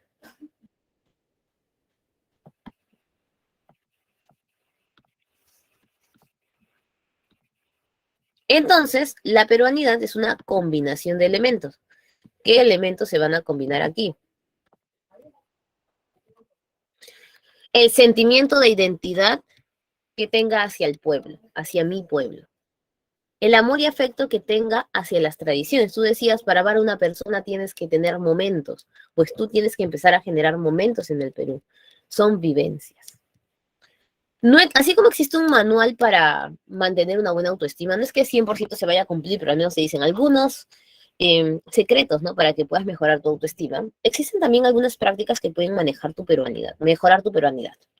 Número 1, la historia. La historia de nuestra patria es una sola. ¿Eso qué significa? No vas a estar así como de repente en algún momento puedes haber escuchado, ¿no? Ay, esa época de los incas era la mejor que hemos tenido. Me hubiera gustado que nunca hubieran llegado los españoles y me gustaría seguir siendo inca. Hubo otras personas que dicen, ay, ya bueno, ahora vinieron los españoles porque si no nos hubiéramos quedado así incivilizados, ni siquiera hablaríamos español y varias cosas. Estas dos formas de pensar no son correctas, porque en realidad la historia de nuestro país es una sola completa, es una sola unión. La historia de nuestro país ha ido forjándose en base a todo lo que ha vivido, incluso en todas las personas que han venido, ¿no?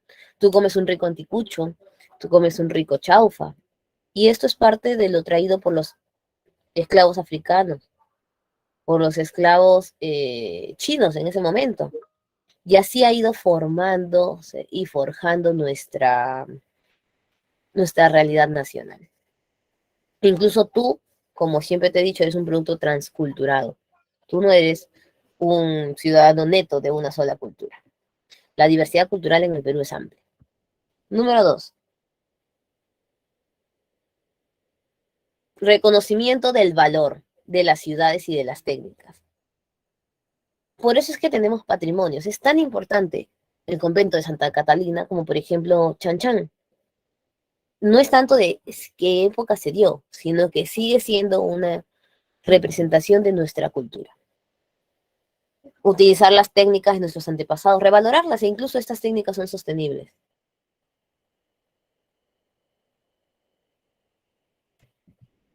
Luego tenemos revalorar los idiomas de nuestros antepasados, ¿no? La tesis que sustentaron en quechua, por ejemplo, varias personas que tienen la facilidad de hablar idiomas, que saben quechua, saben aymara, es parte de comenzar a conocer un poquito más nuestra realidad.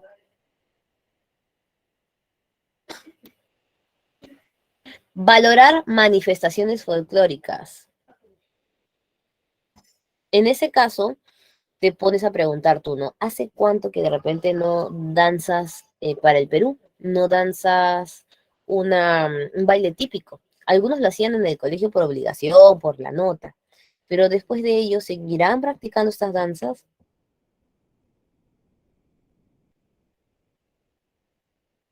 Tú, por ejemplo, ¿hace cuánto que no bailas una danza típica del Perú? Cuéntame, a ver.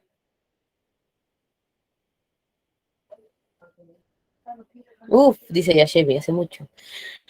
¿Tú cómo reaccionas cuando estás en una fiesta? Imagínate, te han hecho su fiesta de cumpleaños, una fiesta sorpresa, te han puesto ahí tu salsa, reggaetón, lo que bailes en general, merengue, lo que te guste, y cambian la música y suena un guayno.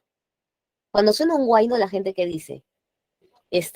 Nos están sacando de la fiesta, ¿no? Uy, sí, empiezan los guaynos, el festejo, ya nos vamos, la marinera, no, no, ya, adiós. ¿Tú bailarías o bailas una de estas danzas típicas en una fiesta?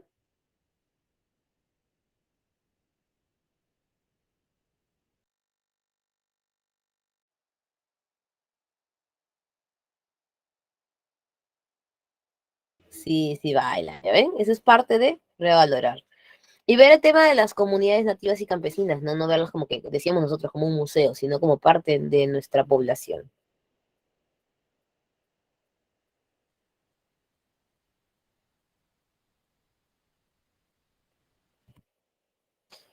Ahora, viene un punto importante, es básico. Si tú estudias, por ejemplo, desde primero de primaria hasta cuarto de secundaria en la sección A y en quinto de secundaria te cambian a la sección B, ¿con quién pasarías tú tus recreos todos los días? ¿Con la sección A o con la nueva sección B?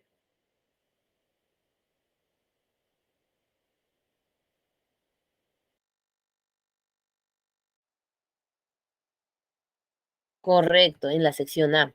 Esa es la diferencia entre estar y pertenecer.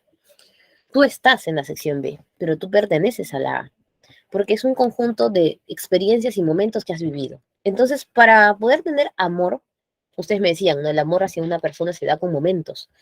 Para tener amor por el Perú, no solamente es practicar todo esto que hemos manifestado, sino también sentirte parte de, sentido de pertenencia. Es muy bonito ver la Virgen de la Candelaria, el festival sí por televisión, pero es diferente estar en la Virgen de la Candelaria. No es igual ver el carnaval de Cajamarca por internet a estar en el carnaval de Cajamarca, ¿o no? Es otra realidad, es otra secuencia.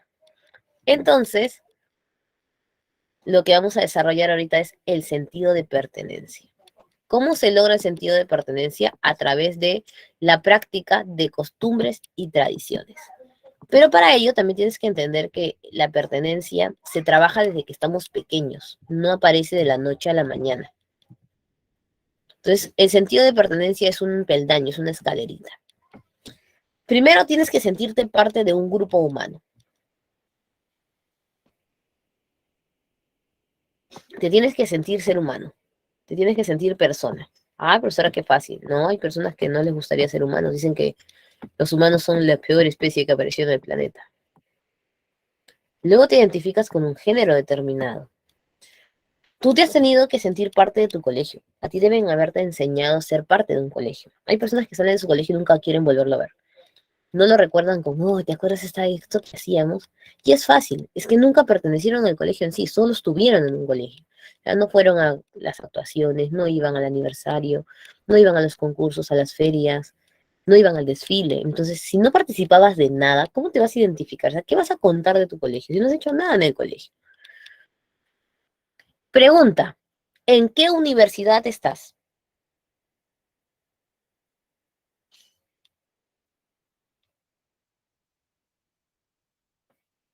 Jimena me dice, en ninguna universidad, Miss. ¿Ustedes comparten igual que Jimena? ¿No están en ninguna universidad? Muy bien, es una respuesta correcta. Siguiente pregunta, puede ser que tengamos una segunda carrera por ahí. ¿A qué universidad perteneces?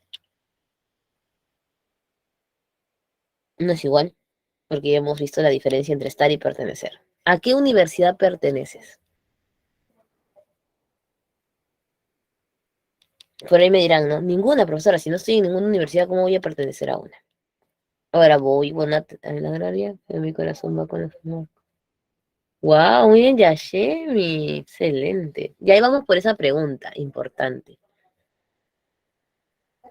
Excelente, Jimenita. Ya vamos cogiendo ahí la idea, ¿no? No estamos en ninguna universidad de repente todavía, pero pertenecemos a una, claro. Hay algo que debes saber que es súper importante. Ingresar a San Marcos no es sencillo. Incluso, más allá del prestigio, de todo lo que te pueda dar la Universidad de San Marcos, ingresar es súper complicado. Porque conseguir una vacante en la San Marcos es difícil. Y incluso hay carreras todavía en que la situación es más complicada aún. Entonces, si tú luchas por conseguir, por estar allí, es porque tú te sientes parte, porque te identificas con ello.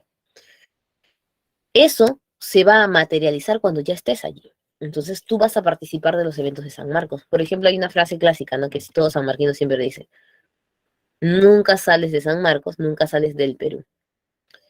Porque San Marcos te enseña, pues, todo este tema de la conciencia social, de valorar al Perú. Luego, se supone que así como nos identificamos con un colegio, con una universidad, deberíamos identificarnos con un trabajo. Hay personas que tienen años en su trabajo y es porque lograron eso, el sentido de pertenencia. Se sienten bien con quienes los dirigen, con sus compañeros, sienten que tienen reconocimiento, ascenso, bonos. Y por eso hay gente que por más cariño que le tiene un trabajo, a veces se va del trabajo, porque quiere algo mejor, porque ese trabajo puede ser muy lindo, puede tener un buen clima laboral, pero no le ofrece oportunidad de sobresalir. Entonces, quien te ofrece todo, allí tú dices, me siento parte. Y eso también debe pasar en el plano geográfico. Tú te sientes parte de tu ciudad, de tu distrito. Por eso, como tienes sentido de pertenencia, eliges un buen alcalde, por eso no ensucias la ciudad. Te sientes parte de un departamento, de una región natural. De allí la idea de enseñar danzas vinculadas a tu región, ¿no? Casi el que vive en la costa siempre pone a sus hijos en festejo, marinera. Es muy común. Te sientes parte del Perú, por eso es que si se está quemando la selva por parte de Amazonas, o si hay un terremoto en Piura, o por si tienes un friaje en Puno, tú te sientes mal. O sea, no sé si te pasará eso a ti, pero cuando salen los reportajes de los niños que tienen que caminar 5, 8 horas para llegar a su colegio con el frío.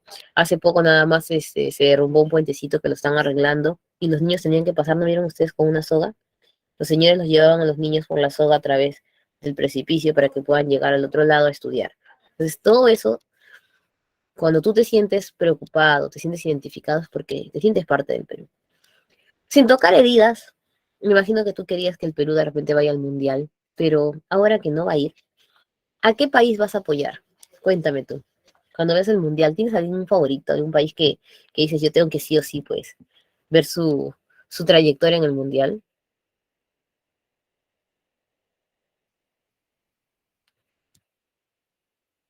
Holanda, muy bien, me dice Yashemi. Brasil, me dice Salvador. ¿Quién más vamos a seguir? Cuéntenme. Todos podemos tener nuestros países favoritos, ¿no? Incluso dentro de los favoritos a veces están los países europeos, clásicos que siempre están en la campaña del fútbol. Pero justo ahorita que mencionan Brasil y Argentina, no sé si ustedes se han percatado, pero independiente de si a ti te gusta o no ese país como equipo deportivo, siempre el peruano busca que haya un sudamericano en el juego. Es decir, ay, mira, mi país sigue, qué emoción, pero, ay, no, un sudamericano tiene que llegar a la final, dicen, ¿no? Y es como parte de algo que está ahí sí en la sangre, en la idea. O sea, si no está Perú, tiene que ser un país sudamericano.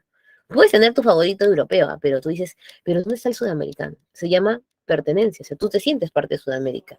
Tú te emocionas cuando hay una canción donde hablan de los grupos latinos, o sea, los pueblos latinos, y te mencionan, ¿no? Y te dicen Perú y todos emocionados. Y también perteneces a América. Por eso que incluso en Cívica trabajamos la Corte Interamericana de Derechos Humanos y lo hacemos todas las cortes en general, ¿no? Las mencionamos nada más. Y se supone tú te sentirías parte del mundo, porque tú eres parte de la naturaleza. Pero en realidad esto no se da, porque si nosotros nos sintiésemos parte del mundo, no tendríamos que haber desarrollado esa clase de geografía que hemos hecho hoy, donde la gente deteriora, depreda. Entonces, le falta a las personas tener conciencia y tener sentido de pertenencia. Por eso por eso les cuesta identificarse con el Perú. Entonces, ¿cómo puedo empezar al menos a tener sentido de pertenencia con mi territorio, con mi nación, ya que de repente de chiquito no me han enseñado? Empieza a practicar costumbres y tradiciones. Empieza a conocer primero. Por ejemplo, empieza por tu distrito. Comienza a buscar cuáles son los patrimonios importantes de tu distrito. Comienza a buscar cuáles son las leyendas de tu distrito. ¿Qué tiene de cultural tu distrito? Las tradiciones y costumbres se diferencian porque la tradición es el mensaje, es el corazón del pueblo. La tradición en sí es la cultura. La costumbre es una práctica que hace vívido el pueblo. Para que más o menos me entiendan, ¿no? Hay dos actividades que siempre realizamos. Una es la festividad de Navidad y otra es la del Señor de los Milagros, que son como que emblemáticas. La mayoría celebra Navidad, ¿no? La Navidad se celebra, bueno, religiosamente porque es una tradición religiosa, usualmente para conmemorar el nacimiento de Jesús. Pero ya se ha vuelto popular porque hay personas que no son creyentes que celebran pues, Navidad, la unión familiar. La tradición es esa, pasarla en familia, en una cena, por ejemplo, cantando ahí música navideña, compartir en familia. ¿Cuáles son las costumbres de Navidad? Una costumbre de Navidad, por ejemplo, es recibir regalos. Otra costumbre de Navidad es utilizar suéteres tejidos en algunos pueblos. Tomar chocolate, comer panetón y comer pavo, por ejemplo. Esas son las costumbres. Yo puedo celebrar Navidad sin comer pavo. Puedo hacer mi arroz con huevo y ya está. Celebro Navidad, es en la fiesta, estoy en la unión familiar. Entonces hay una diferencia entre tradición y costumbre. Y en el Señor de los Milagros, por ejemplo, la tradición es la procesión. O sea, yo no puedo decir la danza del Señor de los Milagros porque ya no es lo mismo. Yo no puedo cambiar tampoco al Señor de los Milagros y puedo poner la Virgen de Chapi porque ya no sería lo mismo. La tradición es el color morado. Imagínate que el Señor de los Milagros salga de verde. O sea, no es el Señor o el Cristo morado. Una costumbre es comer turrón en octubre. Muchos lo asemejan a Señor de los Milagros, turrón, pero en realidad no. Puedes comer turrón en cualquier parte del año. E incluso utilizar el hábito. Es una cosa que los hermanos tengan en su hábito y el morado representa al Señor de los Milagros. Y otras que tengamos todos que ir con un hábito morado. Por ejemplo, hay personas que no son creyentes y van más que todo como una festividad cultural, una tradición. Así entonces existen diversas festividades, ¿no? En la costa está la procesión de la bandera, la vendimia de Ica, la marinera, la Santísima Cruz, todo lo que son danzas, fiestas, procesiones, todo eso son tradiciones. Y cada tradición tiene su propia costumbre. Por ejemplo, en la vendimia de Ica una costumbre es hacer el desfile de la Miss Vendimia, o sea, escoger a la señorita Vendimia. Y en la marinera un concurso de marinera. Señor de Uruguay, los negritos, Carnaval de Cajamarca, la chonguinada. Todos ellos son tradiciones. Por ejemplo, una costumbre del Carnaval de Cajamarca es utilizar máscaras, es utilizar pintura, es hacer coplas, que son los concursos de canto. Ya la tradición en sí es manifestarnos hacia la plaza en alegría por nuestro aniversario y con el ño carnavalón. En la selva, todas estas festividades son consideradas tradiciones, incluso el matrimonio carnaval yunxia dice, ¿no?, que tienes que celebrar tu matrimonio con alegría y fervor, presentarte en el pueblo. E incluso es bueno casarse en febrero para que el tunche no ingrese en tu matrimonio. Las leyendas también son tradición. Hay por ahí también el tema de el jaguar fiesta, ¿no? Debes haber visto que amarraban un cóndor en un toro o lo lanzaban sobre el toro. Se prohibió hacer esto porque era un maltrato animal y también porque los animales están en peligro de extinción, especialmente el cóndor. Y la festividad del jaguar fiesta se mantiene como tradición. La tradición más que todo es la resistencia indígena ante la conquista. Pero la costumbre cambia. Ya no se puede utilizar el cóndor y el toro, sino utilizan antorchas, bailes o incluso vestimentas, pero no los animales. Entonces, esa es la diferencia entre costumbre y tradición. Muy bien, vamos con las preguntas, chicos. Durante un evento musical desarrollado en la ciudad de Lima, uno de los grupos realiza su presentación con música chicha, lo que provoca que uno de los asistentes vocifere: esa música es de serranos y provincianos. ¿Qué harías para ayudarle a que esta persona no piense eso? Reconocer que la música chicha no será aprobada en sectores urbanos, inculcar sobre fusión musical que trae consigo costumbres de los migrantes, promover la identidad nacional de los centros de enseñanza. Solo. Este solo siempre trata pues de excluir la clave, ¿no? Si dice solo en los centros superiores, ya pues no. Difundir más el origen de este género que fusiona lo costero y lo amazónico. Parece que fuese la D, ¿no? Pero en realidad no es la D, es la B. ¿Cuál es el error de la D? Que la chicha no viene de la selva. Es una mezcla de lo costero con lo andino. Es la música andina traída a la costa y por eso vienen estos colores, carteles iridiscentes. No sé si ustedes han visto cuando hay música folclórica o ¿no? Los clásicos carnavales tienen colores así igualito, igualito. Es la letra B de bonito. Las relaciones interpersonales entre padres e hijos permiten la transferencia de relatos de vida respecto a las tradiciones y costumbres ancestrales que se han transmitido y practicado de generación en generación. Determina el valor de verdad. La rigurosidad en el cumplimiento de las tradiciones es imprescindible para forjar una identidad nacional de las nuevas generaciones. Rigurosidad. Las tradiciones no son rigurosas, incluso las costumbres se pueden convertir en tradición si se hacen muy seguido y tienen un significado. Hay tradiciones que se pierden, hay tradiciones que cambian. Las costumbres practicadas por los padres es un medio de influencia para la construcción de la idiosincrasia de los hijos, el modo de pensar de los hijos. La práctica de la yunza o cortamonte en sectores urbanos permite ampliar el bagaje cultural de los hijos de padres migrantes. El ejercicio exclusivo de costumbres andinas en la sociedad fomenta la interculturalidad. Obviamente que 2 y 3 son verdaderos, y el último tiene un error. ¿Cuál es el error del último? Mencionar que solo lo andino es intercultural.